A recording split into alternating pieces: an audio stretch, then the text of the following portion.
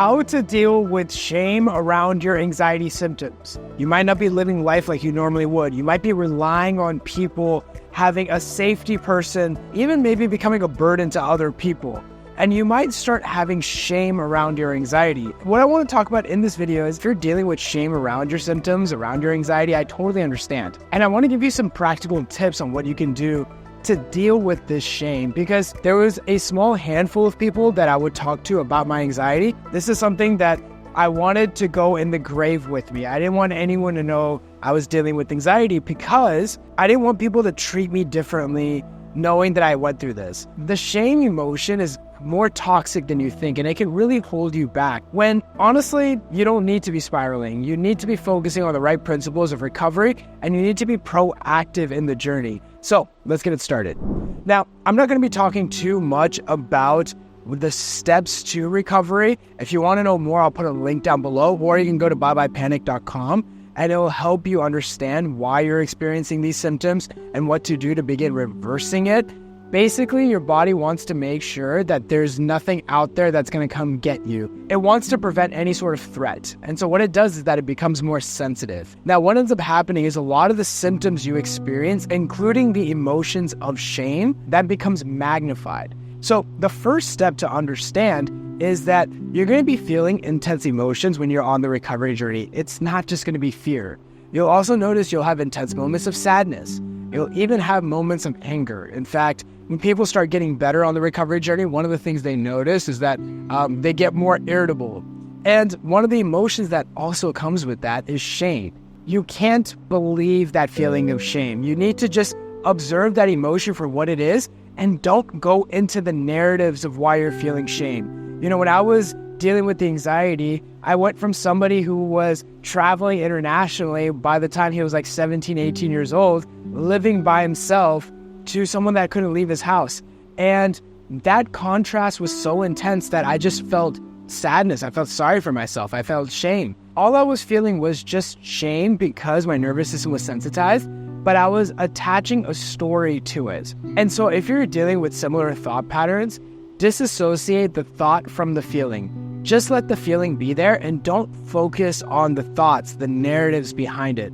Just throw it under the anxiety umbrella and recognize that the shame that you're feeling is just another symptom of the anxiety. You'll see for yourself, as you're focused on the recovery journey, as you're getting better, the old version of you will start surfacing up. And so I even thought to myself, I'm like, how does that old Shaan come back? Or is that old Shaan just gone and done and this is just going to be me? And once I realized that, as I was getting better, I saw for myself the old Shaan was coming back. I was always growing up as a silly, goofy guy, that's always, pretty lighthearted, making a lot of jokes. But when I was dealing with anxiety, I had a lot of shame. I noticed I didn't smile a lot. I was very quiet. As I was getting better, the old Shaan was coming back on his own. I didn't have to do anything. Now, why was the old Shaan coming back? Well, I was getting better.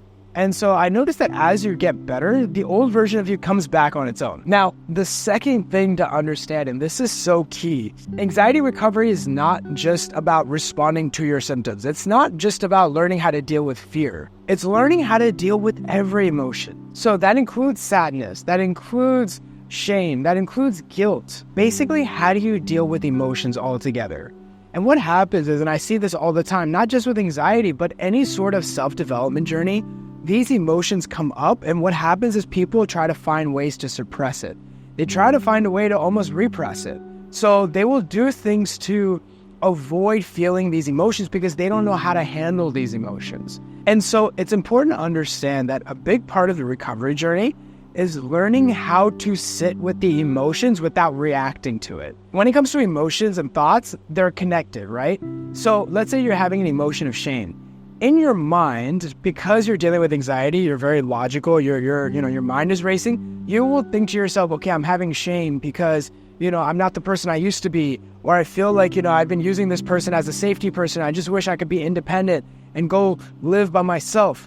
So that's the narrative behind the shame. You need to push the narrative aside and just sit with the feeling of shame. Don't try to fix it. Don't try to fight it.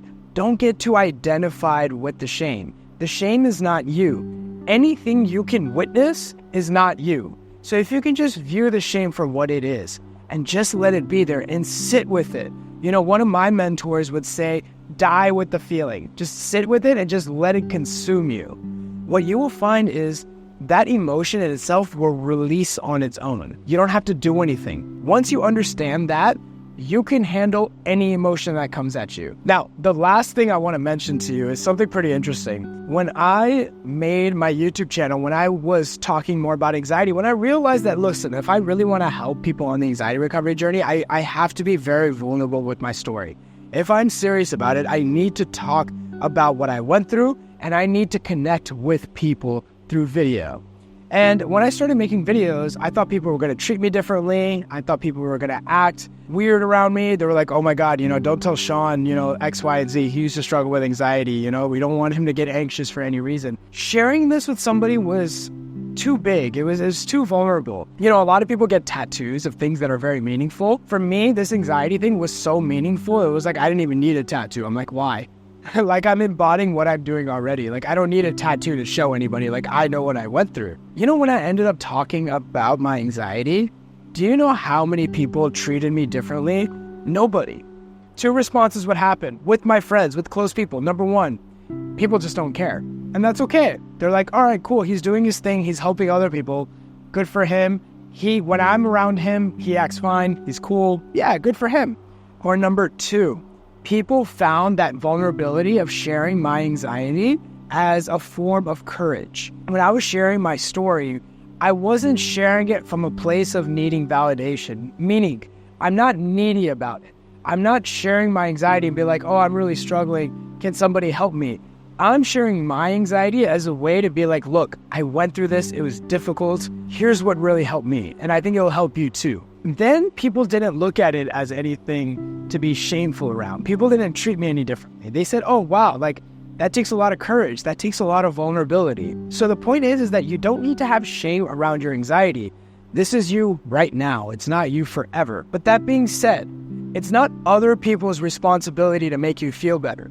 And if you have shame around your anxiety and you're constantly talking about your anxiety to other people in hopes that them listening or giving you an empathetic ear or something like that will make you feel better, that's a form of neediness, and you're basically using them at that point, right? You're using them to feel better. Now, people that love you, they'll let you do that because, they want to be supportive. But at a certain point, they're going to draw the line somewhere, and they're going to feel that they're being used because you're not able to handle certain emotions, and you're using them as a safety person or a person to help placate your feelings. You're going through this because you didn't know what was happening. Now that you have the resources of what's happening from this channel and, like videos like these, and then hopefully a mentor in the future that's guiding you on the recovery journey, once this problem is solved, the old version of you will come back. The feelings of guilt, the feelings of sadness, the feelings of resentment, these things will disappear on their own as you come back and living life fully.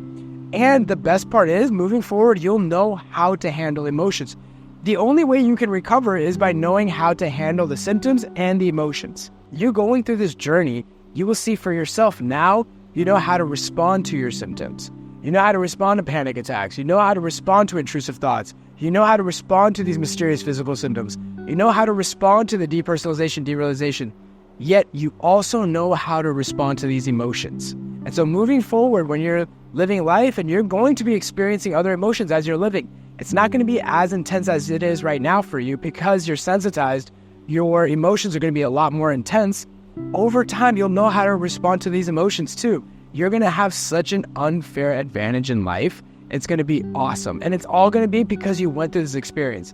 The same experience that you had so much shame around is going to be your staff of wisdom. So I hope this gave you some perspective. If you want to know more about how to overcome your symptoms and the steps to recovery, the 5 steps to recovery, I'll go ahead and post a video right here. See you guys in the next one.